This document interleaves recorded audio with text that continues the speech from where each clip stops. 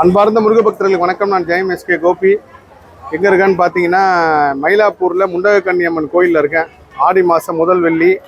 சென்னையில் எவ்வளோ கோயில் இருக்குது. இந்த கோயிலில் என்ன சிறப்புனா, இந்த அம்மா குடிசையில் இருப்பாங்க.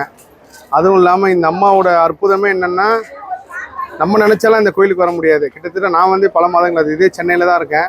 எத்தனையோ தடவை மயிலாப்பூர் வந்தாலும் இந்த அம்மா எப்போ நினைக்கிறாங்களோ அப்போ தான் வர முடியும்.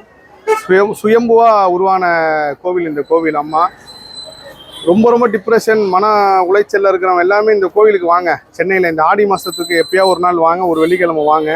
வந்து இங்கே தீர்த்தம் கொடுப்பாங்க. அந்த தீர்த்தம் வந்து ரொம்ப அற்புதமான ஒரு தீர்த்தம்.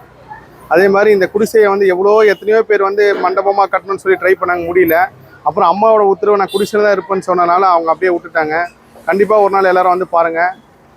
ஆடி மாதம்ன்றது வந்து அம்மனுக்கு மட்டும் இல்லை, முருகருக்கு உகந்த நாள். ஏன்னா எத்தனையோ கிருத்திகையில் வந்து ஆடி கிருத்திகை தான் வந்து பெரிய பவர்ஃபுல்லான கிருத்திகைன்னு சொல்லி சொல்லுவாங்க. எல்லா புகழும் முருகனுக்கே. நன்றி.